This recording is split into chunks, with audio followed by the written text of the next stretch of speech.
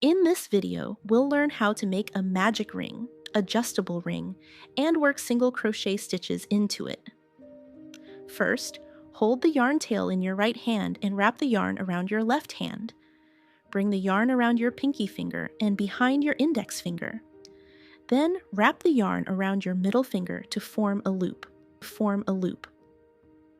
Alternatively, you can twist the yarn to create a loop directly, placing the yarn tail over the working yarn. Pinch the point where the yarn crosses. Insert the hook into the loop and pull up a loop. Yarn over and pull through the loop on the hook. This completes the starting loop of the magic ring. Next, let's work a single crochet into the ring. Insert the hook into the center of the ring. Yarn over and pull up a loop.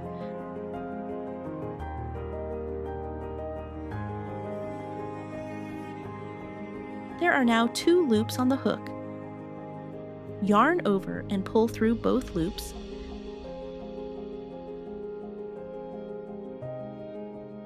This completes 1 single crochet. Beginners may find it helpful to place a stitch marker in the first stitch. The first stitch is located beneath the loop currently on the hook.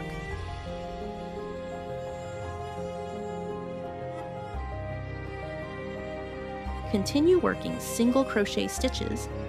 Keep the yarn tail alongside the ring while crocheting. Insert the hook into the center of the ring, yarn over, and pull up a loop. Yarn over and pull through both loops on the hook. Repeat once more. Insert the hook into the center of the ring, pull up a loop, yarn over, and pull through both loops on the hook.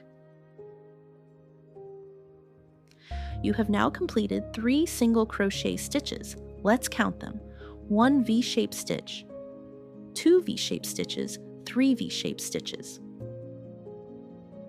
The loop currently on the hook does not count as a stitch. After completing the single crochet stitches, let's learn how to make a slip stitch. Insert the hook into the first stitch, under the V-shaped stitch. Yarn over and pull up a loop. Pull that loop directly through the loop already on the hook. Tighten gently.